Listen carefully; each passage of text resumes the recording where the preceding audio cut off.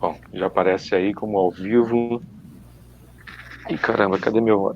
Esqueci do negocinho aqui, que era o meu iPad, mas tudo bem. Aparece mesmo. E eu compartilhar no iPad também para poder sair na minha live. Pessoal, vocês que estão participando também da live, se vocês forem no Facebook de vocês, derem o compartilhar, né? Colocando esse compartilhar como sala de vídeo, aquele Facebook Watch, vocês também acabam transmitindo para vocês, né? As pessoas que seguem vocês também acabam vendo. Você olha quem está aqui. Olha só quem está aí. Olha quem chegou aí, Fred Luiz. Como vai, Fred? Tudo bem? Tudo bem, tá sem Bruno. Áudio. Agora veio. Doutor Sérgio, Tatiana. Tudo bem? Olá, Fred. Rubem. Olá, tudo bom? Tudo bem. Prazer enorme estar aqui com vocês. Legal. Show. Muito obrigado. Pessoal que acompanhou aí durante a semana a divulgação da live, né? Aparentemente seria eu, o Sérgio, a Tatiana e o Rubem, mas surgiu a possibilidade da gente ter aí o Fred como convidado especial também participando. O Fred vai ter que sair no meio da live, ele não tem agenda para ficar o tempo todo com a gente, mas acho interessante aproveitar essa disponibilidade dele para a gente bater um papo. Exatamente. Bacana. No máximo 8h30 eu tenho que sair, porque eu tenho os outros compromissos ainda para acompanhar. Acabei de sair de uma da corrida da vida, mas está boa. Vamos lá. Maratona. Bom, vou botar aqui embaixo o ticketzinho para ficar andando. Pessoal, muito boa noite, quem está acompanhando a gente. Bem-vindos a mais uma edição da Mesa Redonda da Política Carioca. E hoje a gente trouxe um assunto bem interessante, que eu acho que é de interesse de todo mundo, chega a ser um assunto até apartidário, né? Que é um tema relacionado à má gestão de dinheiro público. Má gestão de dinheiro público não escolhe lado, não escolhe direita, não escolhe esquerda. Má gestão de dinheiro público é um mal que a gente vê no Brasil, nos estados, nos municípios, de uma forma geral, e que assola a nossa vida e causa diversos problemas para a gente. Quando falta dinheiro na saúde, a gente lembra sempre daquilo que faltou, que escorreu pelo ralo. Quando falta dinheiro na educação, a gente sempre lembra daquilo que escorreu pelo ralo. Então a ideia hoje é falar um pouco sobre essa questão de denúncia, jornalismo investigativo, e aí tem a presença também do Rubem Berta. O Rubem, ele é jornalista independente, ele se especializou, teve uma carreira de sucesso aí na mídia, digamos assim, tradicional, depois o Rubem vai comentar, mas atualmente ele alimenta um blog e está especializado em fazer reportagens com foco no poder público, especialmente no Rio de Janeiro, né, o jornalismo investigativo, principalmente nessa parte de desvio de dinheiro público, etc. Então acho que vai ser um bate-papo super bacana. Eu queria que cada um se apresentasse rapidamente, 1 minuto, não mais que 1 minuto, só para comentar o que faz e tal, e aí a gente já começa o bate-papo, vou ser o mediador aqui. Doutor Sérgio, você primeiro, vamos no sentido horário. Boa noite a todos, meu nome é Sérgio Teixeira, eu sou médico, sou professor universitário e atuo também na área de gestão de unidades de saúde, tanto privada quanto pública. Ultimamente até eu assumi mais cargos na gestão pública, onde eu pude testemunhar algumas das coisas que a gente tem trazido à visibilidade agora. Legal. Eu sou Bruno Mega, sou especialista em cidades inteligentes, governos digitais e obras e tecnologia e inovação para obras e infraestrutura pública. Eu trago aqui um olhar também muito nessa questão de como a tecnologia pode melhorar a vida das pessoas nos grandes centros urbanos, em especial no Rio de Janeiro, que a gente sabe que existe um problema, inclusive, sério de transparência de dados. Até para fiscalização é muito difícil. O Rio de Janeiro, dentre as capitais, ele não é, digamos assim, não é uma das capitais mais transparentes em termos de liberação e acesso a dados para você poder exercer um papel de fiscalização. E a gente sabe que existem vários mecanismos hoje. Eu perdi o som de todo mundo. Perdeu, Fred? Peraí. Então, saiu, eu vou tentar tirar e colocar o Fred de novo. Vou sair e entrar de novo. Isso, tá. Eu estava escutando normal aqui também. Isso. Então é isso, gente. Deixa eu passar aqui para o Rubem. Então, minha participação é muito nesse olhar também da tecnologia e da inovação para melhorar a vida das pessoas nos centros urbanos. E também o olhar sobre a fiscalização parlamentar, né? A gente vai ter eleição para vereadores e prefeitos esse ano. A gente precisa entender o papel da Câmara de Vereadores na fiscalização do dinheiro público. Berta, contigo. Bom, sou jornalista há 20 anos, né? Passei boa parte da minha carreira no Jornal o Globo, foram 17 anos, e vim me especializando nessa cobertura de administração pública.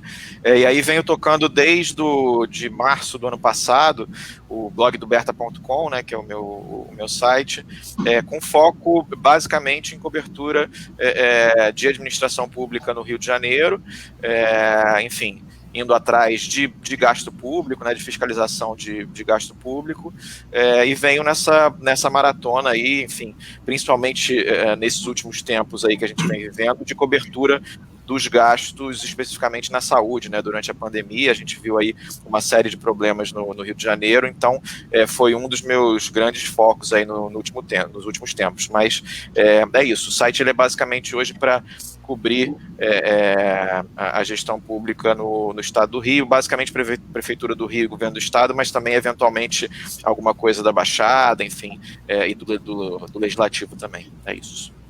Bacana, Tatiana. Boa noite, me chamo Tatiana Rocha, sou advogada e sou pós-graduada em Direito Público da Infraestrutura e Compliance. A minha atuação, basicamente, é no direito público, nos contratos públicos, na fiscalização, e pretendo contribuir com esse debate com a minha experiência aí ao longo de mais de 15 anos. Legal. Fred, você ouve a gente agora? Estou ouvindo bem. Ah, que bom. Bom. Se apresenta rapidamente, está dando 1 minuto, rapidamente, só para a gente poder bater o papo. Sou Fred Luz, sou carioca, nasci da Zona Norte, sou engenheiro, sou gestor. Trabalhei em várias empresas, Petrobras, Lojas Americanas, fui sócio, diretor-geral de uma empresa do Rio de Janeiro, dona de marcas importantes aqui, espalhadas pelo Brasil inteiro, Richard e Salinas. Fui diretor-geral do Flamengo de 2014, meados de 2018, nesse processo aí de transformação do Flamengo.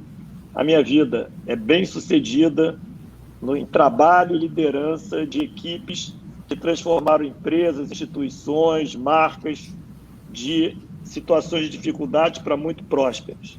E resolvi participar da política, porque eu não acredito que esses mesmos políticos de sempre, que só pensam em eleição e que criaram todos esses problemas que estão aí, que eles consigam ainda nos vender a ilusão de que eles vão resolver um problema que há anos e anos, há décadas, eles não resolvem e só conseguem degradar a nossa cidade.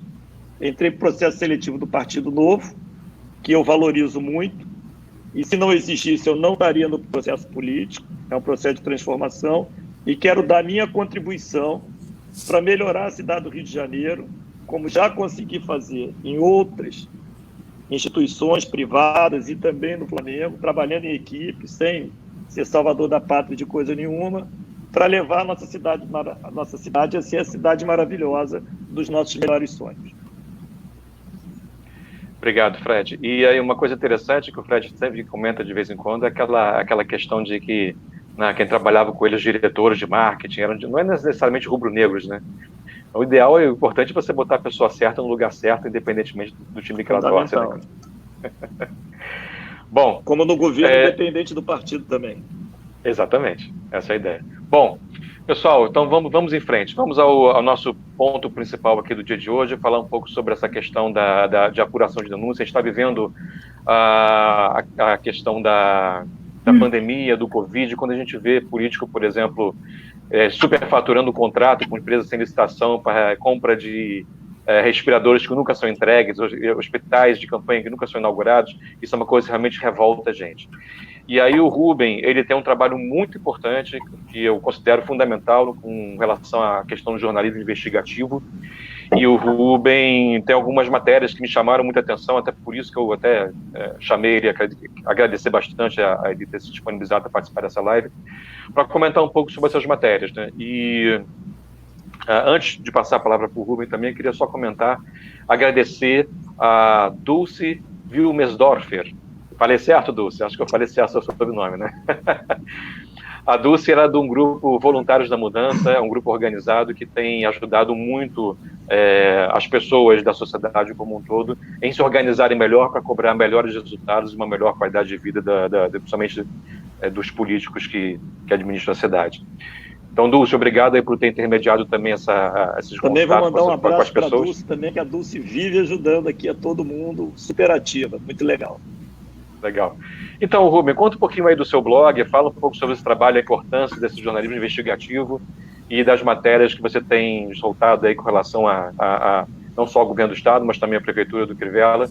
E eu vou deixar, à medida que você vai falando sobre isso, eu deixaria aberto para os outros comentários, principalmente o Fred, que tem estudado muito essa questão de saúde, o doutor Sérgio, que foi diretor de hospital também, no Rio do Estado, e a Tatiana, que é advogada especializada também em combate à corrupção. Então fiquem abertos para os seus comentários. Mas, Rubem, puxa aí, conta um pouquinho aí do seu trabalho e das matérias que você tem soltado.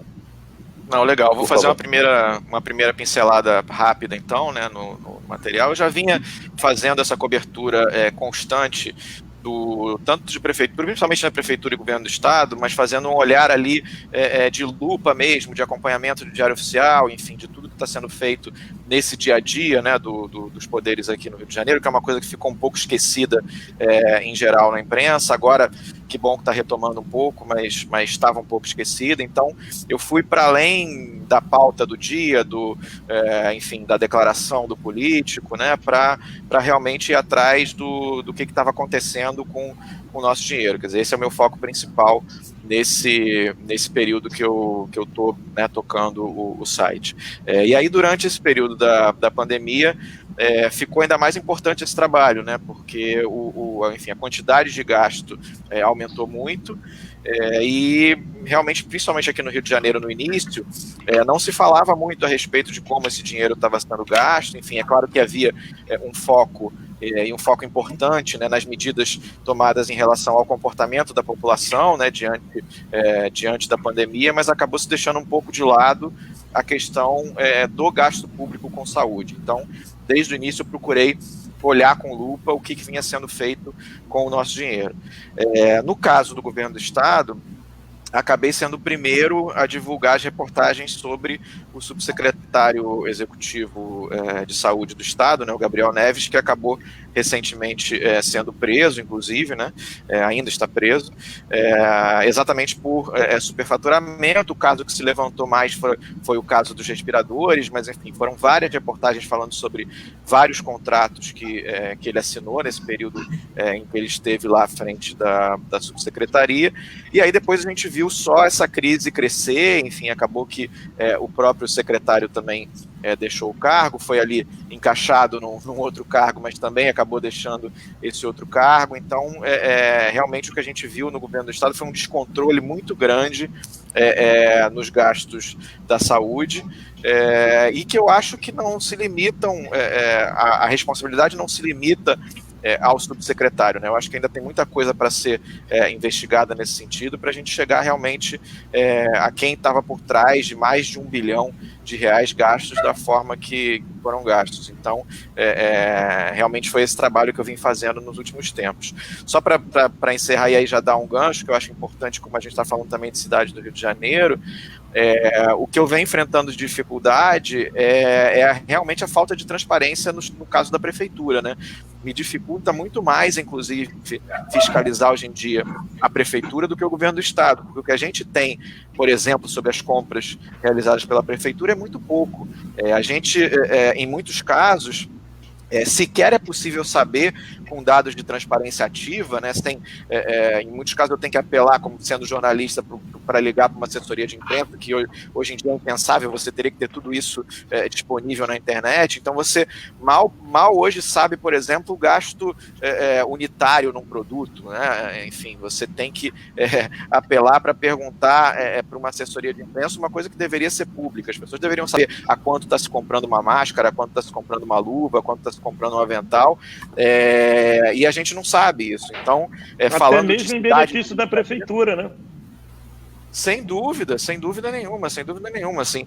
Então, isso eu acho que a gente tem que, para a gente, né, jogando já para frente, a gente está num ano que, enfim, possivelmente, se não houver nenhuma mudança, a gente vai decidir aí o futuro da nossa cidade daqui para frente. Independente do nome, a gente tem que exigir mais transparência, né? Eu acho que isso é uma coisa fundamental hoje na Prefeitura do Rio, e que realmente impede, em muitos casos, o trabalho do jornalista investigativo, ou o trabalho da sociedade, né? Assim, hoje a gente demora 1 mês, 2 meses para conseguir, por exemplo, exemplo, um processo administrativo de compra para conseguir saber o preço unitário de um produto, assim, e aí quando chega a informação para a gente, o gasto já foi feito, né? Então a gente tem que estar muito atento a isso. Então, para esse primeiro recado que eu queria deixar é isso, assim, realmente houve uma crise muito grande no Estado que, né, se evidenciou, mas me deixa muito preocupado também a questão da prefeitura em relação a gente não ter transparência. Talvez estarem acontecendo coisas que a gente não esteja vendo da forma correta porque os dados não estão sendo disponibilizados.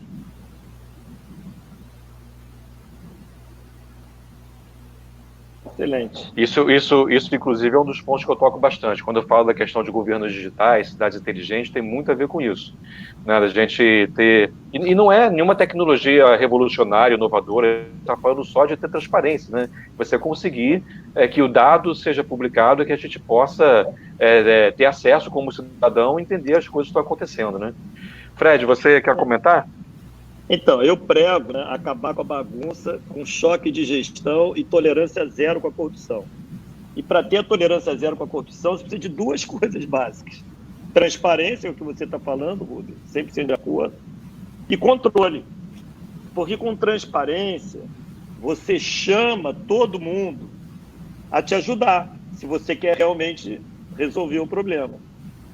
No Flamengo, logo que nós entramos lá, logo no primeiro ano, foi 2013, no ano seguinte o Flamengo já ganhou o prêmio de ser a informação de maior transparência em todos os clubes do Brasil, logo de cara.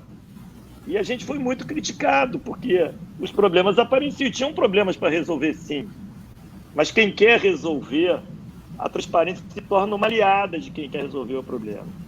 Agora, ela é uma baita de uma inimiga quando você está querendo esconder coisas que são mal feitas.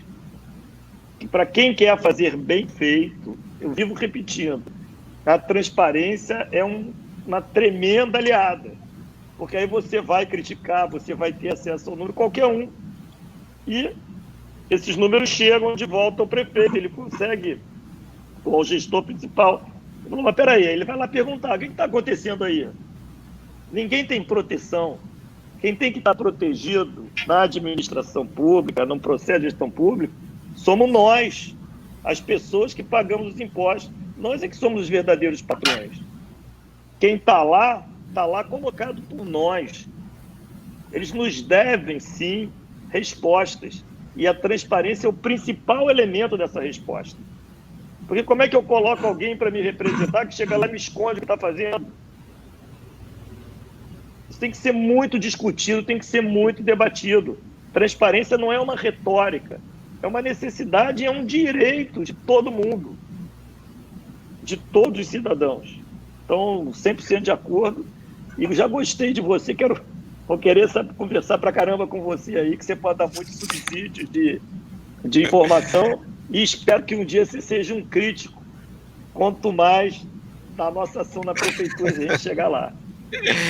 O gestor, o que eu falo assim, o bom gestor ele tem que ver a imprensa como uma aliada, né? Porque a gente está ali para exatamente apontar o que está errado. Então não dá para achar que a imprensa vai ser aquela ali que vai só elogiar, enfim, porque enfim, uma papel... Câmara dos Vereadores exercendo o seu direito de poder fiscalizador. É simples assim. Né? Então, a unanimidade é burra. Cara, ninguém é perfeito, se a gente não é perfeito, quanto mais gente estiver participando, cobrando, questionando, para quem está bem intencionado, muito melhor. Faz muito mais sentido, é muito mais rápido. Essa questão da fiscalização... Resolver o problema é conhecer o problema. Você quer esconder o problema, você não vai resolver. Vocês estão me ouvindo? Alô? Sim, sim. Estou vendo bem. Então, essa questão da Câmara de Vereadores, a fiscalização parlamentar é um outro olhado também, não só a imprensa, mas também a fiscalização parlamentar. Mais à frente eu vou comentar algumas situações onde a gente perde, onde os vereadores, por exemplo, começam a perder essa capacidade de fiscalização e começam a se corromper no sistema. Vou comentar isso mais tarde, só vou deixar um pouco mais para trás, porque eu queria aproveitar o pouco tempo que a gente vai ter com o Fred aí, para extrair o máximo aí dessa questão do executivo. Rubem, duas matérias suas, duas reportagens suas me chamaram bastante atenção recentemente. Uma delas foi a questão não só da compra dos respiradores superfaturados, mas principalmente porque eles foram comprados de uma empresa de tecnologia, uma empresa de informática, né, e não de uma empresa de saúde. Né, isso é um absurdo. E a outra que você comentou também é a compra aí no caso da prefeitura, né, o Crivella fez aquela compra das máscaras vindo de uma empresa que patrocinou o show, né, alguma coisa assim, né. Queria que você comentasse um pouquinho sobre isso também. Tá. Bom, enfim, e isso é que era um ponto importante lá no início, né? Porque quando eu fiz essa denúncia, enfim, saí na frente, né, dessa denúncia na questão dos respiradores, o próprio governador, enfim, mesmo não sendo perguntado, o governador e à época o secretário de saúde, eles se antecipavam e diziam, não, mas vocês têm que entender que um respirador hoje está R$200 mil porque o mercado está muito aquecido, assim, o preço está variando absurdamente, então um respirador custava enfim, 20, 30 mil reais há 6 meses, ele agora realmente está custando 200 mil e a gente tem que preservar a vida das pessoas. Ok, justo, e realmente a vida em primeiro lugar. Agora, será que tem lógica você pagar um preço, né, desse tamanho, 200 mil reais num respirador, que é assim, 3 vezes mais do que o que a gente costuma ver no mercado. E aí, milagrosamente, uma empresa de informática que nunca tinha lidado com aquele tipo de serviço surge com respiradores que sequer também tinham marca, enfim, não tinham nem especificação, e aí o governo ainda paga antecipado por isso. Então, logo ali atrás já dava para ver que, assim, se não havia má fé, havia uma péssima gestão, né? Quer dizer, não é plausível que você acredite que uma empresa de informática vai conseguir um equipamento tão raro, né, e tão disputado nos dias de hoje. Para se ter uma ideia, a nota fiscal que a empresa apresentou era uma nota 0001, quer dizer, então era a primeira venda. Foi criada para isso, né? Quer dizer, e não à toa, depois o próprio dono dessa empresa, inclusive, está preso também. Então, era uma coisa que estava muito evidente. Então, acho que o governo demorou muito a agir. Não sei se assim, mas olha... Isso é governo do Estado, né, Rubem? Governo do Estado, estou falando primeiro do governo do Estado. Então, realmente, houve uma demora, já se sabia há tempos, eu denunciei isso lá no início de abril. Na verdade, já denunciei um fato envolvendo o Gabriel Neves antes, em março, né, que ele, enfim, é um advogado que teve problemas na sua carreira de advogado, uma ação judicial em que foi acusado por uma cliente idosa, inclusive uma professora do governo do Estado, de ter colocado na conta dele 200 mil reais de uma indenização que ela recebeu. Então já era uma pessoa que tinha um histórico, né, profissional complicado. E eu acho que o governo realmente demorou a agir. Eu acho que só quando isso chegou na grande imprensa, que aí começou a se tentar fazer uma mobilização, e aí eu acho que já se perdeu muito tempo, já era muito tarde, agora está se tentando consertar uma situação que não sei exatamente se vai dar para ser consertada. O fato é que já se perdeu muito dinheiro foi pago antecipadamente, os hospitais de campanha foram 256 milhões de reais, e aí a gente sabe que depois que a coisa já foi, depois de pago, recuperar é muito mais difícil, né? Isso aí vai gerar processo judicial, enfim, a doutora Tatiana vai saber até falar mais sobre isso do que eu, mas realmente depois que a coisa já aconteceu é muito difícil. Só para encerrar, na Prefeitura do Rio, como eu falei, a dificuldade é muito grande, o que se divulga é muito pouco, mas mesmo assim ainda é possível ver, se não como eu falei, se não é uma questão de má fé, a gente vê problemas ali de gestão. Houve um caso que uma reportagem recente que eu fiz agora também, a prefeitura, por exemplo, ela pagou quase 2 milhões de reais, está pagando quase 2 milhões de reais para um bistrô que fica ali perto da Assembleia Legislativa fornecer comida a moradores de rua que estão sendo abrigados no Sambódromo. Até aí tudo bem, o morador de rua tem todo o direito de receber comida de bistrô e seria ótimo, mas assim, não é uma comida de bistrô, é um arroz, feijão com macarrão, e que está custando muito caro, né? Então, mesmo assim, a gente ainda consegue, apesar da falta de transparência da prefeitura, a gente ainda consegue detectar situações delicadas, enfim, problemas que devem ser investigados. E eu estou achando que tanto o Ministério Público quanto o Tribunal de Contas do município, eles estão muito lentos em relação a essa fiscalização da Prefeitura. Eu acho que a coisa andou muito mais rápido no Estado, e a gente viu no que deu, e eu acho que a Prefeitura, em relação à Prefeitura, está vendo aí uma certa lentidão, porque só eu lá no blog já denunciei uns 3, 4 casos que pelo menos devem ser vistos, né? Citei esse caso, você citou também o caso das máscaras também, que é um caso bastante estranho, uma compra já agora, já entramos numa rota aí de abrir a cidade, né, de abrir a economia, e agora a prefeitura resolve comprar máscaras, e com uma empresa, coincidentemente, um instituto, né, na verdade é uma espécie de uma ONG, que essa mesma ONG havia sido responsável por um show beneficente que o Crivella fez lá no Ribalta tempos atrás, né? Quer dizer, então, já demonstrando também ali uma ligação complicada, e não houve licitação, então, enfim, já há também uma série de contratos ali na prefeitura que eu acho que deveriam receber um olhar melhor em relação das autoridades de fiscalização, porque isso está correndo solto, e quanto mais tempo a gente demorar, enfim, se houver, e me parece que em alguns casos o sobrepreço é evidente, recuperar isso vai ser muito mais difícil.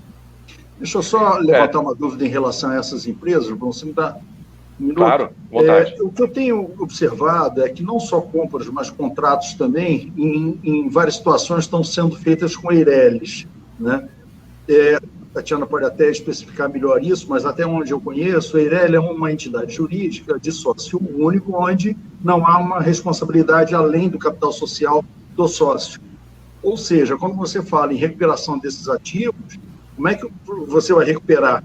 A Eireli, ela tem que ter, um capital mínimo de 100 mil reais aproximadamente, mas nós estamos falando de contratos de centenas de milhares de reais e às vezes até de alguns milhões de reais. Então, como é que você vai recuperar esses ativos depois de uma empresa onde a responsabilidade do sócio vai só até o capital social? Não, perfeito. Muitas são Eireli mesmo. A doutora Tatiana pode comentar até mais sobre a questão jurídica, mas tua observação é perfeita. Realmente, muitas são Eireli, sim. Eu tenho detectado isso. Ô Bruno, eu queria fazer uma pergunta, pegando esse gancho de transparência, que o Rubem colocou isso muito bem, que é fundamental a transparência e a falta, a gente vê todos os dias da falta de transparência. A minha pergunta é a seguinte: desde a Constituição de 88 já existia a previsão da Lei de Acesso à Informação, só que tão somente em 2012 adveio a Lei de Acesso à Informação. Eu queria perguntar para o Rubem o seguinte: considerando que no Brasil se perdeu essa cultura de investigação, e eu até parabenizo o Rubem, porque ele tem um olhar para fatos que a maioria das pessoas não está olhando. Ou seja, em tempos onde o jornalismo ele cedeu à tentação pela busca da audiência acirrada. Então, é raro você se deparar com jornalistas preocupados com investigação. Você vê, por exemplo, a Lava Jato, aí, a mídia atual, ela fica muito na carona de notícia do dia a dia, e que é produzido pelo poder público, só fica relatando, mas ela não investiga a fundo. E também a gente observa muito por aí, na mídia, que os dados de realidade, eles são deturpados para servir de massa de manobra. E eu queria saber dele o seguinte: qual a opinião dele sobre jornalismo de declaração, que é esse que a gente vê que é fato, fato, fato, e não tem investigação nenhuma a fundo, onde se tem opinião demais e informação de menos, onde nós temos opiniões vestidas de informação. Por exemplo, nós temos também esse problema do coronavírus, onde há um atraso com relação aos números oficiais da pandemia, onde a grande mídia poderia colaborar na busca pelas informações. A situação é crítica, todos nós sabemos, e nós não sabemos até o momento, se a gente considerar a rede pública e a rede privada, quantos testes já foram feitos para o coronavírus. Eu recentemente li uma notícia onde alguns jornalistas vinham trabalhando nesse processo, tentando juntar o máximo de pessoas da área, de jornalistas, tentando buscar informação corpo a corpo, mas parece que isso foi ignorado, isso não foi à frente. Então, a minha pergunta para você é o seguinte: como você é um jornalista investigativo, como você vê esse jornalismo declaratório? E outra, a minha pergunta também é se você acha que a lei de informação trouxe algum benefício, alguma ajuda, flexibilizou para você, que busca informação de forma mais eficiente, mais clara. Tá, vamos por partes, então. Em relação a essa questão do jornalismo declaratório, enfim, assim, ele acaba tendo que existir, e é natural que ele exista, né? Quer dizer, principalmente a grande imprensa, ela tem uma tendência a ter que cobrir aquele dia a dia do que o fulano disse, principalmente em relação às autoridades, né? Enfim, fica muito a cargo de declaração, realmente isso acontece muito. Mas o que eu acho que se perdeu, e principalmente aqui no Rio de Janeiro, e eu toquei e toco o projeto do site exatamente por causa disso, é fazer um acompanhamento que vá além disso, né? Eu acho que isso é que está perdido, e principalmente no Rio de Janeiro. Isso tem sido feito até com mais regularidade em relação ao governo federal, mas o estado do Rio ele ficou um pouco carente nesse sentido. Então, eu entro nisso, de realmente não ficar refém daquela pauta do dia, e isso não, como você falou, isso não necessariamente me traz uma audiência gigantesca, mas é um jornalismo muito de resultado, né? Assim, que quando eu penso numa reportagem, eu penso no resultado que ela vai trazer para a sociedade, não necessariamente se ela vai ser a reportagem mais lida. Então, não são necessariamente temas que estão na pauta do dia, eu não estou repercutindo o que está na pauta do dia, eu estou muitas vezes olhando para o que não está sendo visto, e aconteceu isso exatamente nessa crise toda na saúde estadual, enquanto todo mundo ia muito a cargo do que o governador dizia, do que o secretário dizia, eu estava olhando o que o subsecretário que cuidava do dinheiro fazia, entendeu? Então, essa que é a minha função principal, e quanto mais a imprensa tiver essa função, melhor, assim. Eu acho que até, e aí cito até a TV Globo, por exemplo, recentemente nos jornais locais, tem até investido um pouco mais nisso, enfim, é bom, né? Quanto mais, melhor, assim. Eu acho que a gente tem que ter sempre uma diversidade maior nessa cobertura. Então, isso é muito importante. Em relação à lei de acesso à informação, ela é um instrumento muito importante, sim, mas ela ainda é um instrumento, enfim, precário, posso dizer assim, porque, primeiro que os prazos, eu acho que eles não dão conta da velocidade do gasto, entendeu? Então, eu acho que a gente tem que ir muito além da questão simplesmente da lei de acesso. A gente tem que ter cada vez mais o discurso da transparência ativa. É a possibilidade de a gente acompanhar os meandros do gasto público em tempo real. Não esperar, enfim, eu tenho, inclusive, no governo do estado, pedidos meus que estão lá parados há 4 meses, enfim, já estourando o prazo da lei de acesso, e sequer me é dada alguma resposta para que eu possa recorrer. Então, a gente ainda vê isso muito claudicante, a própria lei de acesso.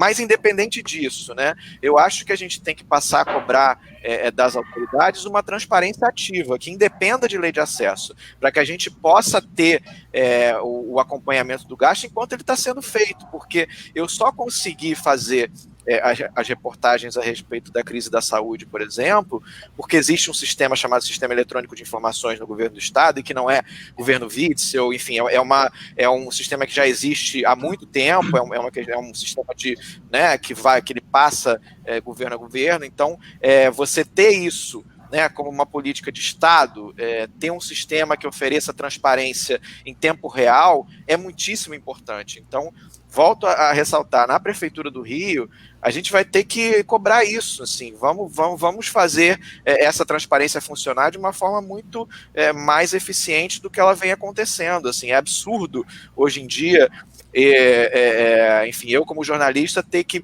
perguntar para uma assessoria de imprensa que empresas eles levantaram numa pesquisa de preço, numa dispensa de licitação, porque isso não está público. Assim, é um absurdo. Então, assim, eu como cidadão, por exemplo, não poderia saber isso. Eu teria que entrar com uma lei de acesso para daqui a um mês descobrir essa informação, e aí o dinheiro já foi gasto, e aí como é que vai se voltar esse dinheiro?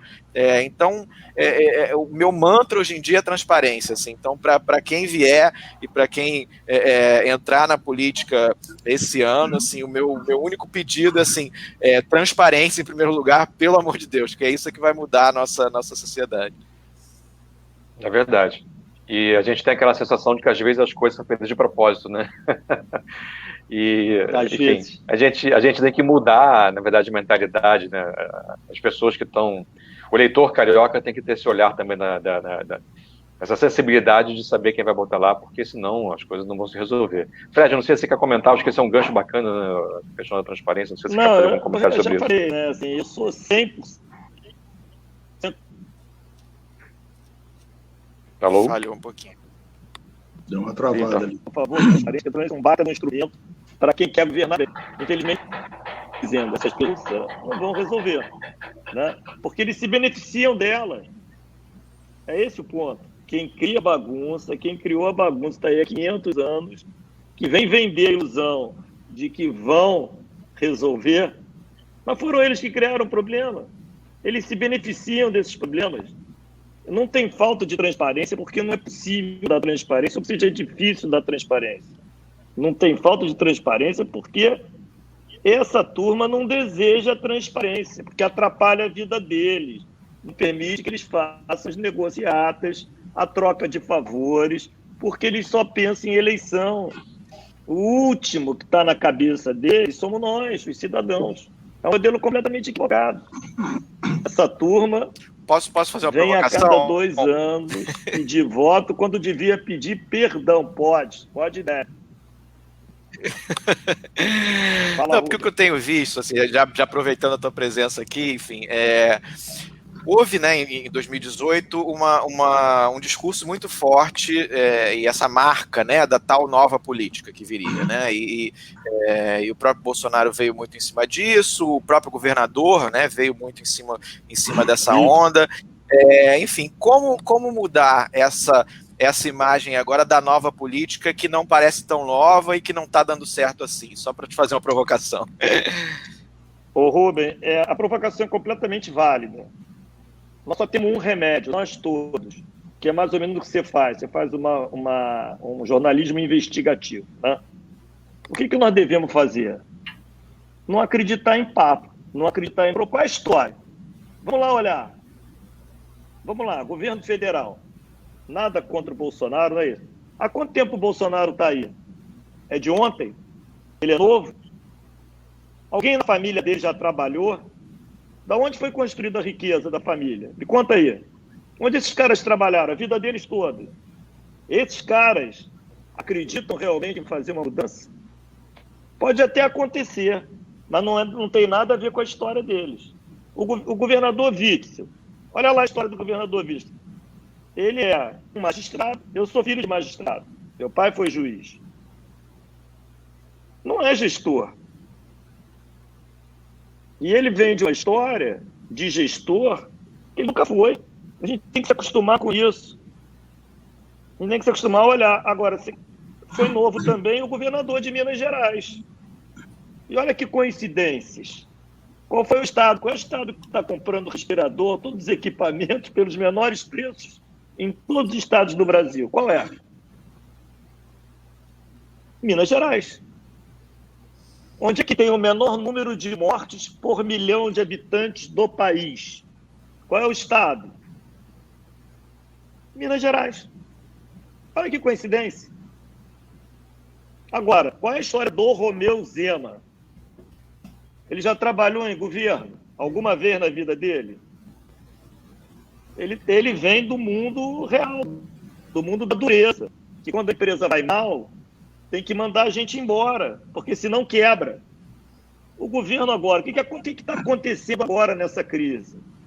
A iniciativa privada, quem tem um emprego privado, perdeu carga horária de trabalho, perdeu receita, as empresas perderam receita e tem lá que dar o seu jeito, não é?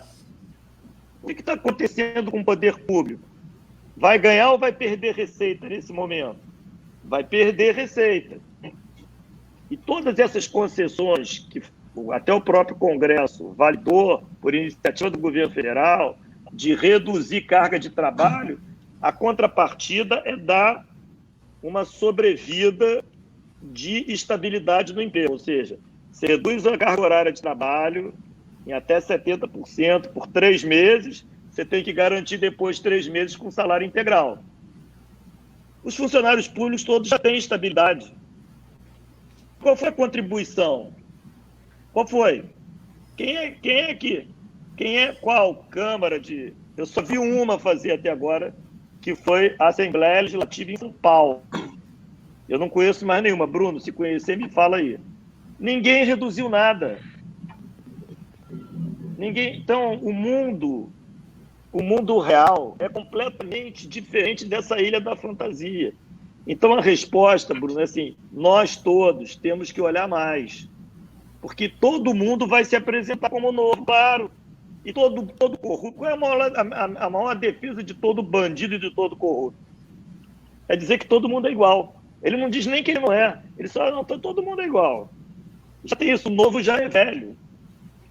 É a frase que eu mais ouço. Mas o novo é diferente pra caramba. Porque parte de uma outra premissa. Agora, até a população perceber, a imprensa perceber, demora.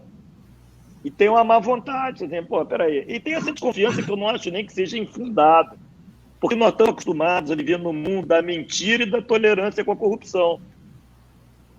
É isso o tempo todo. A nossa história é da mentira e da tolerância com a corrupção. Parece que para ser político, isso aí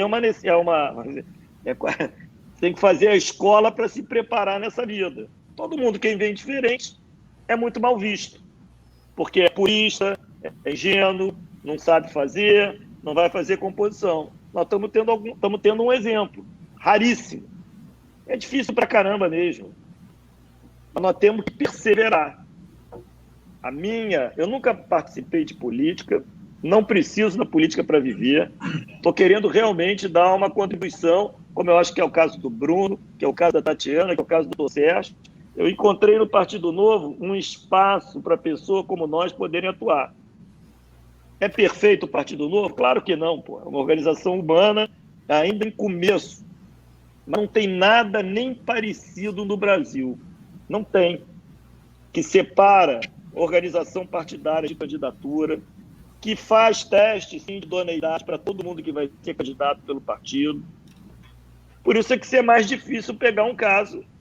Porque as pessoas todas têm história. Quando você falou lá do Gabriel Neves, né? Já tinha o caso dele como advogado.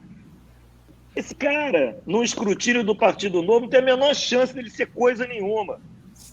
Porque é exigido pelo partido que tenha um processo seletivo também para o governo. O Partido Novo não manda no governo. Quem manda no governo é o governador. Mas o governador se comprometeu, e eu também estou comprometido, que não vai ter nenhuma nomeação para cargo de confiança sem processo seletivo. Não vai ter. Não teve em Minas Gerais. Deu briga até com o próprio Partido Novo, porque lá o cara do meio ambiente era um cara que tinha trabalhado no PT, né? E aí dá um burburinho danado, mas não tem que ser. Tem que ser o mais competente, disponível no mercado para aquela função. Desculpe aí ter alongado, porque eu fico... E esse é o ponto. Todo mundo é igual. Não, peraí. Vamos separar, vamos ver os iguais, vamos ver as histórias, vamos ver a formação... E aí a gente começa a analisar. E por isso que eu acho que quanto mais transparente e quanto mais apoio à investigação, à avaliação, melhor para todos nós. Porque se está errado, está errado. Não importa se é do Partido Novo, se é do Partido A, B, C ou D. Tem que sair, tem que ser punido, tem que responder, tem que ter consequência. Porque nós estamos falando do dinheiro público. O Estado não tem dinheiro. O Estado recebe os nossos impostos, o dinheiro é nosso. E é principalmente, infelizmente, das pessoas que mais necessitam do serviço público. Elas é que estão sendo roubadas. Muito mais do que qualquer pessoa da elite. Elas é que estão sendo prejudicadas.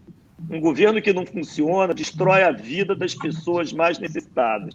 E o que está acontecendo no Brasil é essa concentração espúria, onde esses mesmos políticos de sempre vem destruindo a vida e o futuro de pessoas humildes que precisam do serviço. Mas fiquei meio bravo aí com a tua provocação, mas gostei. Vou dar uma boa noite, que eu fiquei de ficar aqui só meia hora e eu tenho que ir mesmo, tá bom? Mas muito prazer, tá bom, quero Fred. Conversar mais contigo, gostei muito. Tá Valeu. Abração. Obrigado, Fred. Obrigado, Bruno. Obrigado pela tua participação. Sérgio, obrigado, Tatiana. Obrigado, boa noite, todo mundo assistindo a gente aqui. Muito legal. Valeu. Boa noite. Boa noite. Ô, Rubem, eu tenho uma... Pegando o gancho na tua provocação também, eu tenho uma preocupação, lógico, porque a gente veio aí na 2018, você mesmo comentou, né, uma onda, né, de renovação, vamos renovar a política, e aí me aparece um caso como aconteceu agora do Witzel. Eu tenho muito medo que as pessoas percam as esperanças da renovação. E, na verdade, eu vejo o caso do Witzel como um caso, assim, que a gente precisa separar o joio do trigo, digamos, né? Porque se você olha a renovação, e eu não estou falando só do Novo, não, vamos olhar para os outros partidos também, tem vários partidos que vieram com pessoas novas. E eu considero que cada um deles, dentro das suas propostas, estão fazendo um bom trabalho, né? Tem gente em partidos de esquerda, gente em partidos de direita, tem muita gente que veio nessa onda de renovação que está, sim, fazendo um bom trabalho, independentemente de partido. De novo, na crença deles, né? A gente tem eventualmente uma discordância de ideologia e tudo mais, mas dentro daquilo que a pessoa se propôs, ela está fazendo um bom trabalho. É a questão da ética, né? Esse que é o ponto principal. E aí me aparece um Witzel fazendo o que fez, parece que a pessoa não aprende, né? Olha, o Cabral foi preso, o Pezão foi preso, eu acho que os 5 governadores do Rio de Janeiro foram presos. O que o cara me faz quando chega aqui? O cara vai fazer tudo igual. Eu não consigo entender. Eu juro que eu não consigo entender esse tipo de coisa. Mas, pessoal, por favor, não percam as esperanças na renovação política. Eu acho que, para contrabalançar o Witzel tem feito, eu acho que ele não se elege nem mais para síndico do PSD no Grajaú, mas para contrabalançar isso, eu acho que, olhem em volta, tem muita gente boa, nova, gente comum, nós, assim, pessoas que saíram que eram cidadãos comuns, né, que resolveram sair da indignação, sair das redes, se cansaram de só reclamar do governo para as redes sociais, e encontraram em alguns movimentos, alguns partidos, a possibilidade de realmente poder entrar em campo para jogar, não só ficar na arquibancada reclamando. Estão participando, estão batendo um bolão, né? E eu acho que a renovação é fundamental, a gente não pode perder as esperanças nisso. Tá? E, de novo, como o Fred comentou, olhar os exemplos. A história vai mostrar quem realmente, ao longo, né, do tempo, quem realmente veio aí para ter um compromisso com o interesse público ou não. Né? E os exemplos estão aí, a gente começa depois de 2 anos de eleição, né, já do 2018, a gente tem visto bons exemplos. Então, acho que a gente mirar nesses bons exemplos, né, anotar bem o nome das pessoas que estão fazendo um bom trabalho e ver quem mais tem o mesmo perfil, ou que vem na mesma onda, ou no mesmo partido, ou na mesma balada, enfim, para dar uma força para essas pessoas. Mas fundamentalmente, eu insisto nisso, a renovação é fundamental. Acho que sim, é um processo profundo de renovação, porque o sistema foi feito para manter os que estão aí, né? A forma como o fundo partidário é distribuído, né? A forma como as eleições são apuradas, a questão do voto proporcional, as coligações, esse ano não vai ter para vereador, já melhora um pouco, mas o sistema foi desenhado de um jeito que privilegia quem está aí. E é isso que a gente precisa mudar aos pouquinhos. É um trabalho de longo prazo, não é uma coisa que vai mudar da noite para o dia, mas, assim, não vamos perder as esperanças nessa renovação. Esse que é o ponto que eu queria forçar, né, fixar, independentemente do ponto fora da curva que a gente está vendo aqui no Rio de Janeiro. Eu queria abrir para a Tatiana e para o Sérgio comentarem. Eu queria só fazer um adendo, porque o doutor Sérgio comentou da IRELI, né? E eu acabei perguntando para o Berta uma outra coisa e não respondi.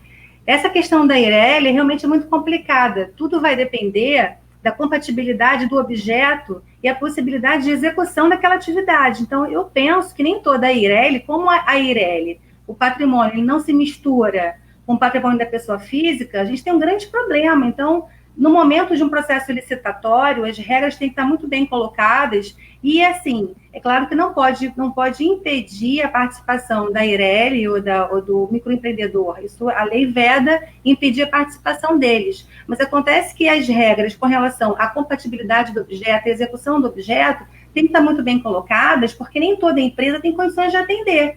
Por exemplo, uma IRELI pequena, com patrimônio constituído baixo, não tem condições de assumir um compromisso de milhões e milhões de respiradores. Então, há uma dificuldade extrema nesse sentido. Os advogados discutem muito com relação a isso no processo licitatório, se a Eireli realmente é viável participar. A lei diz que tem que participar, mas acontece que tem que ser compatível com o objeto executado. E aí é que reside a fiscalização nesse momento. O que eu observo na administração pública, e é uma falha muito grande, eu observo que as áreas técnicas, sejam elas de suprimentos, na parte de compras, de planejamento da licitação como um todo, elas são muito deficitárias. Ou não tem um aparelhamento adequado, ou então realmente existe uma má intenção. O que a gente percebe também, que parece que a corrupção, parece que existe uma síndrome de abstinência. Essas pessoas ficam tão assim desesperadas, né, por se corromper, que permitem que pequenos gestos venham acontecer no processo administrativo para se levar e cometer atos ilícitos. É por isso que é muito importante o trabalho do compliance, das regras de conduta, da boa ética, ser feito, por exemplo, um treinamento numa empresa, contratar uma empresa especializada que treine os seus funcionários, que dê bons exemplos. E é fundamental que os exemplos partam de cima do CEO, do presidente da empresa, da companhia, do que for. A falta de treinamento hoje é um ponto assim, crucial, onde as empresas têm que investir, sim, em compliance. É o compliance abrindo o canal de denúncias, a ouvidoria, a possibilidade de você dar acesso às pessoas, informação, para que elas tenham um canal para poder delatar, falar, criticar e denunciar aqueles que estão cometendo atos ilícitos e irregulares. O Rubi, rapidinho. Deixa eu só comentar o seguinte. Enquanto a Tatiana falava, eu vi esse comentário aqui da Sandra e me lembrei de uma coisa que eu acho fundamental também, um negócio bastante significativo que se passou essa semana, que foi aquela imagem, não sei se você chegou a ver, aquela imagem da sessão virtual na LERJ, né, com a participação, né, e a matéria dizendo a participação dos 5 deputados presos, né, assumindo o mandato de deputado estadual na Câmara e participando, presos, participando dentro da sessão. Cara, isso é um retrato do fundo do poço que a política carioca chegou. Está me entendendo? Isso é a imagem mais significativa do fundo do poço que a gente chegou. E aí, Rubem, eu te chamei para a live, a gente começou a conversar, eu sinceramente, eu nunca te perguntei quais são as suas convicções políticas, não sei quais são, mas, cara, eu vejo em você uma pessoa que está muito interessada em fazer o que é certo para a população e para o Rio de Janeiro. Eu acho que esse tipo de coisa tem que ser o sentimento principal entre a gente. Entendeu? A gente está aqui numa live falando, de novo, não sei em quem você vota, ou eu não sei o que você pensa disso, mas o que me interessa, na verdade, é a união de pessoas que têm a capacidade de mudar o jogo de alguma forma. Esse tipo de coisa que a gente viu, dos deputados presos, assumindo, isso tem que ser uma bandeira da sociedade como um todo, e encontrar formas disso nunca acontecer mais. Bruno, é isso que eu queria comentar. A sociedade, ela tem que se organizar, e nós precisamos criar mecanismos de autocontenção, porque as ilicitudes e irregularidades estão aí. Por exemplo, esse exemplo que você deu aí, esses políticos voltando, não é assinar, assinar embaixo da incompetência, do descaso, da corrupção latente. Isso, para mim, chega a ser assim, escorchante, é afrontante. Eu, como cidadã, fico indignada de ver esse tipo de coisa e de observar o quanto essas pessoas colocam os interesses privados na frente dos nossos de eleitor. Parece que ninguém ali tem ética, e até recentemente nós conversamos sobre ética na política, demos vários exemplos e tal, e a ética vem do berço, e parece que essa gente toda que a gente depositou confiança não tem minimamente a capacidade de ser confiável para nós, né? Mas, Tatiana, eu penso o seguinte, isso daí é um retrato, eu vou até me permitir repetir Platão, né, que os bem-intencionados, eles que não querem se envolver com a política, eles estão condenados a serem governados pelos mal-intencionados. E o porquê disso? As pessoas pegaram uma verdadeira aversão à política, primeiro, pela falta de transparência, que realmente é muito difícil a busca de informações, o Rubem já citou isso, né? E eu até reforço o que você colocou, Rubem, até como uma observação, as assessorias de comunicação do governo, das secretarias, as ASCONs, elas impõem às direções hospitalares ou de unidades de saúde que não há nenhuma informação que saia da unidade sem passar pela ASCON, para exatamente haver esse filtro, né? Então, já começa essa falta de transparência. E sempre que escapa alguma coisa, a certeza da impunidade é tão grande que as pessoas não estão nem aí. E acaba criando um desânimo na população, porque elas entendem que não há como combater esse tipo de mecanismo, esse tipo de forma como uma coisa foi criada, né? Tem só um adendo que eu queria fazer também que é importante, é a gente também lembrar que a corrupção ela existe porque existem dois lados dispostos a colaborar com ela, né? Não só o setor público como o setor privado. Então, existe alguém interessado em pagar e alguém interessado em receber. É claro que, enfim, muitas vezes o empresário ele acaba sendo, aquilo acaba sendo imposto para ele, enfim, mas é preciso lidar com a questão ética em primeiro lugar, né? Então, a gente viu também nos últimos tempos, no setor privado, as coisas também mudarem muito pouco. Então, você vê, por exemplo, empresas que são envolvidas em escândalos de corrupção, que simplesmente mudam o nome, e quando você vê, já estão contratando com o poder público em seguida. Tem casos evidentes disso, assim, o próprio famoso Rei Arthur, né, o Arthur Soares, que era o grande fornecedor da Facility, né, do governo Sérgio Cabral, a empresa mudou de nome, ele está morando em Miami e continua vendendo para o governo. Então, e vamos que vamos, sabe? Tendo que, enfim, são empresários que realmente movem uma quantidade muito grande de empregos, né, e a gente tem que distinguir também uma questão da outra, né, mas a gente também tem que ficar atento, porque corrupção não é só do setor público, né, se tem, como eu falei, se tem alguém, ali precisa ter alguém disposto a pagar e alguém disposto a receber, né, não é uma via de mão dupla. Né?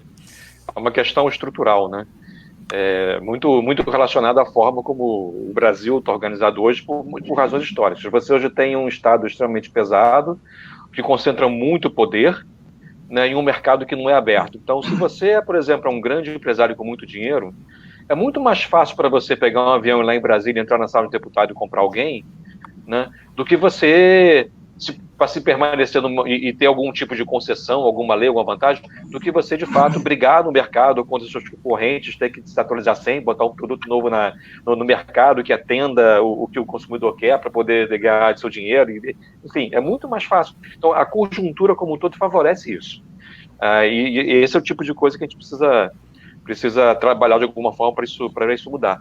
A grandíssima maioria dos empresários hoje no Brasil são pequenos e médios, né? E que geram muitos empregos. E esse pessoal é que faz, na verdade, o Brasil andar. Mas você tem os grandes tubarões, né? Se você hoje é um comerciante, um pequeno empresário, e você não tem amigo no governo, não tem um amigo deputado, não tem um amigo vereador, as coisas realmente ficam mais difíceis para você.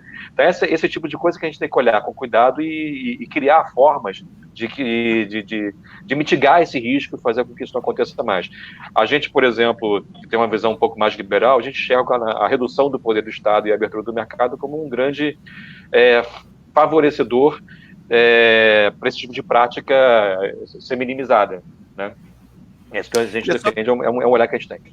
Queria só aproveitar esse gancho e fazer uma pergunta para o doutor Sérgio, porque o que eu tenho visto muito, né, nessa cobertura que eu venho fazendo de administração pública, é que um foco muito grande de desvio, enfim, de corrupção, acabam sendo os serviços terceirizados, né, isso vai se passando governo a governo, no caso do Rio de Janeiro, enfim, se torna ainda mais evidente com a questão das organizações sociais, enfim, mas a gente vê também que grandes escândalos de corrupção, eles se deram basicamente envolvendo empresários ligados ao ramo de terceirização de serviços e, enfim, no setor público. Eu queria saber se tem, enfim, como é que a gente consegue resolver isso, porque me parece algo assim que passa governo a governo, mudam os nomes, mas na verdade continua acontecendo os mesmos problemas de corrupção, os mesmos problemas de desvio. No caso das organizações sociais, no governo do estado que eu venho cobrindo com bastante intensidade, me parece que a coisa desandou de uma forma que, enfim, não sei se existe mais como controlar esse sistema do jeito que ele está. Então, queria que você passasse um pouco essa experiência e se tem jeito. Bom, Rubem, eu já tenho um tempinho de medicina que até antecede todos esses sistemas de organizações sociais, gestão compartilhada, fundações, autarquias, etc. e tal. Desde que se formou o SUS com a administração direta, ela nunca funcionou lá muito bem, né? Até o SUS, com os institutos, ainda funcionava porque tinha um olhar mais próximo. A partir do momento que isso unificou num sistema único de saúde, houve um distanciamento, em vez de haver descentralização, que é um dos pilares do SUS, acabou tendo um distanciamento. E é aquela famosa forma de não ter patrão, né? Finge que eu trabalho, finge que eu te pago, aquele negócio todo. Não funcionava, não estava funcionando, e isso aí abriu um vácuo que foi preenchido por outras modalidades de gestão. Se você me perguntar o que é melhor, uma OS, uma fundação ou uma administração direta, eu vou te responder que depende do gestor. Na realidade, está muito mais vinculado às pessoas do que à modalidade. Você pode ter modalidade, uma administração direta com eficácia, com eficiência, da mesma forma que a fundação, da mesma forma que a organização social. Eu penso que o ponto X dessa questão está exatamente naquele início da conversa, que é a questão da transparência. A partir do momento que você tem uma gestão na qual ela tem um comprometimento de cumprimento de metas bem estabelecidas, cristalinas, com transparência de resultados, que não é isso que está acontecendo, né?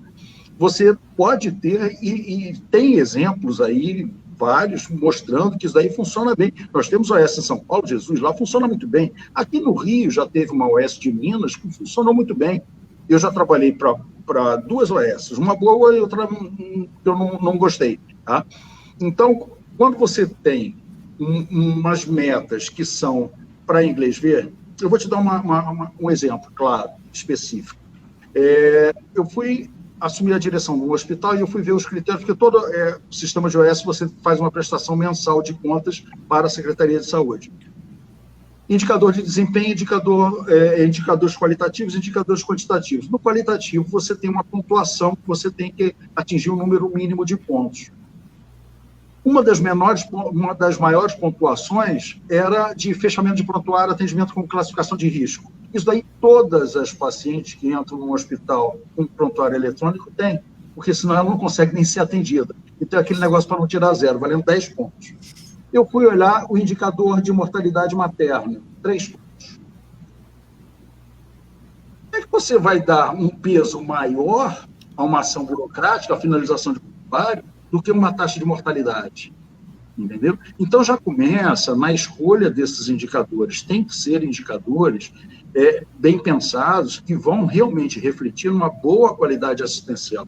Esse é o primeiro ponto. Segundo ponto, tem que haver transparência, porque tem ocorrido muita maquiagem em termos de resultado desses indicadores. Precisa de uma pessoa com experiência para fiscalizar esses indicadores. Outro exemplo, uma determinada maternidade ela tem um ambulatório com um indicador de quantidade, que ela tem que fazer 1.300 consultas por mês. Ela tem batido os indicadores de 1.200, 1.200 e pouco, você tem uma margem aí de 10%. Só que você indo lá, você vai ver que tem um médico fazendo isso. Se você dividir a carga horária dele pelo número de consultas, você vai ver que ele está fazendo uma consulta a cada 8 minutos, se tanto. Que tipo de consulta é essa que está sendo realizada? Quer dizer, a meta está sendo batida. Você olha no papel, está perfeito. E pasme, um contrato de R$55 mil para um médico. Fazer isso 8 horas por dia, durante 5 dias na semana. É esquisito, né? No mínimo é questionável esse tipo de coisa. Então, você tem que ter, primeiro, indicadores. Isso daí para qualquer modalidade de gestão. Você tem que ter indicadores qualitativos, indicadores quantitativos, bem estabelecidos, bem transparentes, bem pensados. fiscalizáveis por pessoas que têm competência para isso, e com uma punição estabelecida caso isso daí não seja alcançado. Eu penso que por aí já começa as coisas a melhorarem de forma. Ô Bruno, posso fazer um adendo aqui? Rapidamente, eu só fazer uma questão de ordem. Então, por favor, pode continuar. Porque a gente tinha combinado uma live de 1 hora e já deu 1 hora. Então, eu não sei... Bom, faltou tempo para comentar alguns assuntos que eu acho importante a gente comentar, que é a fiscalização legislativa e a questão do PLC 174, que até o PLC 474, estou até abrindo mão já, de repente fica para uma outra live. Mas... eu não sei, se vocês tiverem mais... eu não sei, Rubem, teu horário aí, se tiver mais uns 15 minutos, eu acho que é importante falar da questão da fiscalização legislativa, porque a gente falou bastante de imprensa e jornalismo, mas tem o seu outro lado também que é importante, para a gente poder encerrar com esse assunto. Tudo bem se a gente estender mais 15 minutinhos? Sem problema, sem problema. Então vamos lá. Tatiana, o que você queria comentar? Então, assim, rapidamente, assim, o Berta, ele comentou que ele já tinha soltado informação sobre a nomeação do Gabriel, né, o ex-secretário de Saúde. E eu queria só, assim, renovar aqui a minha opinião com relação à política do compliance, porque se a secretaria tivesse minimamente uma equipe de compliance lá, mapeando e gerenciando os riscos, treinando os colaboradores, diligenciando, fazendo a gente chama de due diligence, é você ir de perto naquele fato e você investigar. Facilmente iria perceber que esse secretário Gabriel Neves, ele não tinha condições de assumir um cargo, uma pasta de tamanha importância, por responder esse tipo de processo judicial. Então, você vê, o próprio Berta, na qualidade de jornalista, buscou facilmente essa informação. Infelizmente, o que a gente tem é esse toma lá da cá, né? essa troca, que é o que a gente, nesse debate, em outros também, busca que isso acabe, né? Esse toma lá da cá de favores, de interesses, né? Só isso.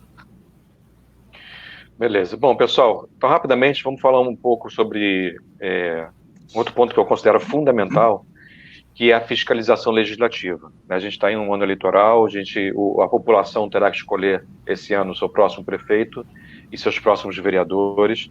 Vereador, por acaso, que muito provavelmente as pessoas sequer lembram quem votou nas últimas eleições, é um cargo que as pessoas às vezes não entendem muito para que serve, não entendem muito o que faz, mas o vereador é importantíssimo, porque o prefeito, ele administra a cidade, mas ele não faz isso sozinho. Ele é fiscalizado por uma Câmara Municipal. E uma das principais funções dos vereadores e da Câmara Municipal é justamente fiscalizar os atos do Executivo.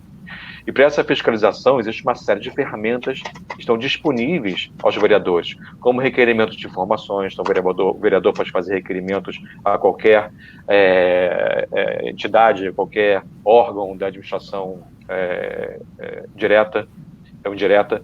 A gente pode fazer visitas técnicas, por exemplo, ir numa obra, né, fazer vistorias, pode criar comissões, como, por exemplo, comissões parlamentares permanentes ou comissões parlamentares de inquérito, pode fazer representação no Ministério Público quando encontra alguma coisa que está errada. Então, o que não falta é ferramenta para o vereador poder executar o seu papel fiscalizador. O que falta, às vezes, é a vontade ou até mesmo o interesse.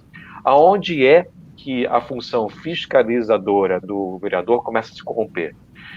Bom, muitos vereadores, infelizmente, e aí também a culpa também é um pouco do eleitor, mas acho que o eleitor também espera isso, às vezes, do vereador. Muitos vereadores acham que é o subprefeito daquela região, daquela cidade, da cidade onde ele tem o seu curral eleitoral. Então, gente, vereador não asfalta a rua, vereador não constrói escola, vereador não constrói hospital. Então, quando você vê aqui assim, uma faixa inaugurando o hospital, queremos agradecer o vereador fulano de tal, saibam que para aquele hospital poder ser inaugurado ou para aquela rua poder ser asfaltada, o vereador teve que pedir favor para o prefeito. Se não foi alguma coisa realmente vinda da atividade de fiscalização, tipo assim, olha, não está funcionando, o vereador foi lá e fez funcionar, ok, beleza. Mas muitas vezes, construir uma pracinha ou inaugurar alguma coisa é algum tipo de favor que o vereador pediu ao prefeito. E aí, quando o prefeito atende o pedido daquele vereador, porque sabe que ele é uma força política naquela região, você começa a ter uma relação política que não favorece, né, sendo aqui bastante brando nos termos, não favorece o bom a boa atividade de fiscalização. Corrompe essa ideia do poder fiscalizador que o vereador tem. Então, acho que o vereador também tem que ter uma certa distância para não ficar, no bom e claro português, com o rabo preso devendo favor, né, que isso é uma coisa que acontece. A gente já cansou de ver a senhora chega na escola com uma carta assinada pelo vereador, que o vereador fulano de tal pediu para eu vir aqui para matricular meu filho. Minha senhora, a senhora não precisa de uma carta do vereador, é seu direito matricular o seu filho na escola, é seu direito ter um bom atendimento de saúde. Mas muitos vereadores aproveitam isso para poder se vender como se fosse a solução para aquela comunidade onde ele está ali, teoricamente, representando. Isso é uma relação muito ruim. Então é importante que as pessoas saibam a importância do papel do vereador como fiscalizador, né, e das ferramentas que ele tem. Aqui no Rio de Janeiro nós tivemos um exemplo muito ruim dessa questão da perda da capacidade fiscalizadora, quando, por exemplo, um dos processos de arquivamento, um dos processos de impeachment do Crivella foi arquivado, e, milagrosamente, na semana seguinte, 2 ou 3 vereadores ali, que de uma certa forma participaram da comissão, foram nomeados secretários do município, né? Então, quando o vereador sai da Câmara de Vereadores para participar do governo, sendo ele não necessariamente da base do governo, isso também se perde um pouco. Então, são pequenos exemplos que a gente precisa ficar de olho, mas, de novo, renovar as esperanças e orientar a população do que realmente é o papel verdadeiro do vereador, que é essa questão da fiscalização. Então, só queria abrir isso aí, se alguém quiser comentar e discutir. É uma coisa curiosa que acontece governo a governo, que eu tenho visto, enfim, já cubro o governo há algum tempo, e na Prefeitura do Rio eu vejo muito isso, assim, o Crivella não foi diferente. Em ano eleitoral, você pode ver lá, janeiro, fevereiro, sempre sai uma dinheirama para asfalto, né, assim, é uma coisa quase que um carimbo, assim, com o Crivella, se não me engano, foi algo em torno de 120 milhões, então é exatamente isso que você falou, né, é pro vereador ali da região chegar e, enfim, deixar aquela rua com aquele asfalto bonito que também não vai durar 2, 3 meses, vai estar cheio de buraco de novo, mas para conseguir fazer aquela política clientelista, enfim, e manter o curral eleitoral. Então, infelizmente, a gente na Câmara tem hoje em dia poucos vereadores que fazem esse trabalho de fiscalização, enfim, existem, a gente tem que ressaltar isso, mas são muito poucos, e a gente tem que realmente tentar cada vez mais implementar essa cultura de ver o vereador como fiscalizador e não simplesmente como aquela pessoa que vai tapar o buraco na frente de casa, até porque isso, o buraco estar tapado é uma obrigação do poder público, não é a favor de ninguém, enfim, nem deve ser nem deve constar como um favor de A ou B, enfim, é só uma obrigação mesmo. Eu particularmente... Por favor, Tatiana. Não, só rapidamente. Eu tenho falado muito o seguinte, que o governo Crivella, ele tem a marca da crise, né? Mas eu acho que esse momento de pandemia, a gente tem que ter muito cuidado com essas legislações de pânico, né? Porque se fala agora muito, cuidado para não deixar a boiada passar, porque até nosso ministro Salles falou sobre isso. Então, esse momento de pandemia é um momento perigoso, tem legislações de pânico aí saindo, com intenções obscuras. E aí eu parabenizo o trabalho do Berta também nesse trabalho de investigação, mas eu penso que o governo de crise não é desculpa para não ter uma obra de encosta, não ter uma expansão de uma creche, demitir a equipe de saúde da família. Então, assim, a gente tem que ter muita atenção com esse momento e também ficar atenta que essas legislações de pânico e rápidas querem passar coisas rápidas e precisamos observar qual é a intenção disso aí. Como aconteceu recentemente agora um decreto do Crivella, há 2 semanas atrás, que reduziu o salário de secretário em 50%, só que, na verdade, ele não reduziu, ele quis vender essa imagem de que reduziu, mas durante o decreto, no corpo, você vê que, ao final da pandemia, ele vai restituir. É uma legislação de pânico para a gente ficar preocupada e achar que isso está certo, mas porque nós não temos acesso a tantas informações. E daí o debate, como é importante que a gente divulgue o que está acontecendo por aí. E só para lembrar que vários integrantes da gestão Crivella ganham acima do teto, né? Graças a uma manobra que eles fizeram, também é bom lembrar isso. Isso vai ao encontro do que eu ia falar, que é exatamente em relação à atividade parlamentar legislativa que o Bruno falou, a questão da fiscalização, que é fundamental, né? Tem também a questão dos projetos de leis, a grande dificuldade de você aprovar os projetos de leis exatamente por essa cultura do toma lá da cá, né? E agora, tem uma terceira atividade ainda, que é de goleiro, para exatamente você chegar e tentar barrar as leis ruins, né? Tipo essa que a Tatiana se referiu, né? Tem uma série de projetos de leis totalmente absurdos. Então, tem que estar muito atento realmente a isso, para segurar também algumas coisas que, sem dúvida nenhuma, não vão acrescentar nada para o bem-estar social. Beleza. Doutor Sérgio, você vê, a gente fala muito no governo federal, preocupado com o que está acontecendo no governo federal. E tem município aí, agora em época de pandemia, como, por exemplo, o município de Caxias, gastando 7 milhões com publicidade. Eu acho que até o Berta comentou isso recentemente. Foi uma reportagem que eu fiz, exatamente. E ainda teve outra lá em Caxias também, eles estão pagando a empresa ligada aí ao empresário lá que foi preso, nesse caso todo, da saúde, estão pagando sem contrato, né? Uma coisa isso está acontecendo agora, é uma daquelas enfim, bizarrices que vem acontecendo na administração pública, pagamento sem contrato acontecendo aí à torta e à direita. O próprio governo do estado vem fazendo isso, os contratos vão vencendo e simplesmente se paga através de termos de ajuste, enfim, o que dificulta ainda mais a fiscalização. A gente ainda tem essa distorção surgindo muito aí, de pagamento sem contrato acontecendo em estado e municípios. E mesmo em cima dos contratos, você tem que ver com quem que você está contratando, né? Exatamente para não ter esses problemas que a gente está vendo de organizações, de empresas sabidamente de atuação, vamos dizer, um mínimo duvidosas, que elas recebem.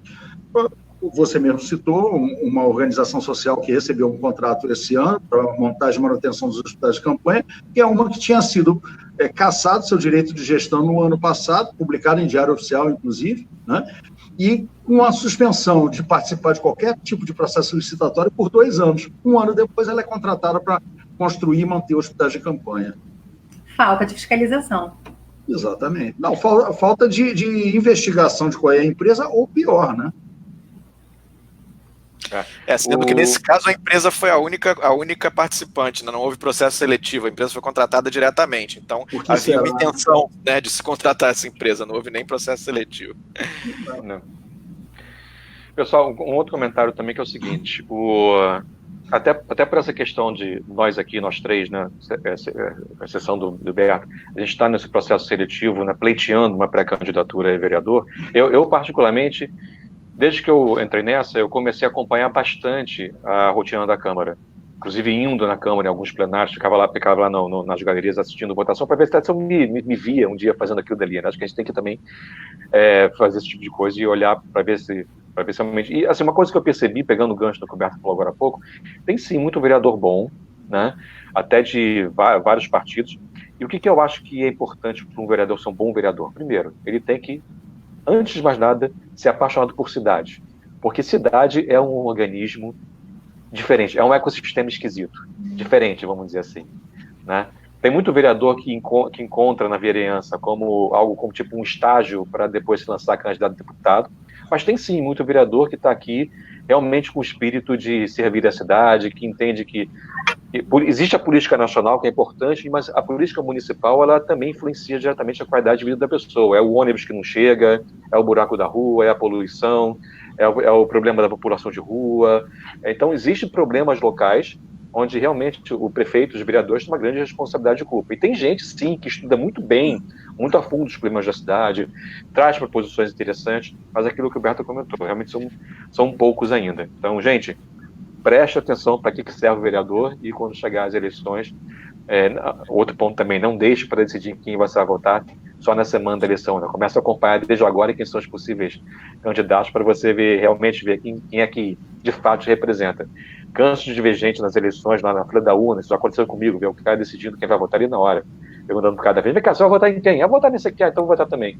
Então, gente, a gente que fala que o brasileiro não sabe votar, né, mas para você saber votar, uma das primeiras coisas é você não deixar para se preocupar com política só na semana de eleição.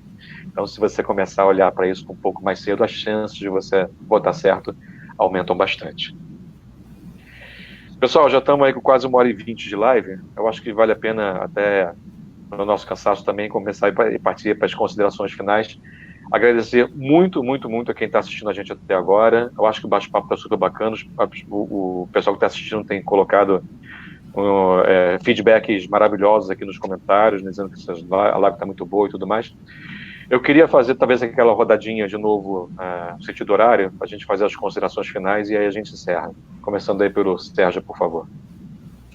Bom, primeiro eu queria agradecer a vocês a oportunidade de estar aqui batendo esse papo, agradecer a todo mundo que participou, que está nos assistindo, e reiterar o que você falou, Bruno. Realmente é importante as pessoas começarem a investigar a história das pessoas, né? Como o Fred falou também. Veja o que essas pessoas já fizeram, veja quais são as intenções delas, veja quais são as propostas. E se alguém precisa chegar lá pleiteando alguma coisa, ele tem que ter minimamente uma proposta. Então, eu penso que esse poder fiscalizatório é importante e as pessoas não desistirem da política, não.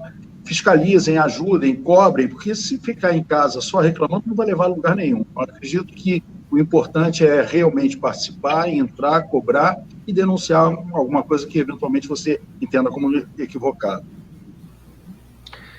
Beleza. Bom, eu já falei bastante, então vou tentar correr rápido aqui nas minhas considerações finais. Só queria comentar o seguinte, resgatar o Rio de Janeiro, que vem tanto sofrendo com maus políticos há muitos e muitos anos, é uma dever da sociedade como um todo.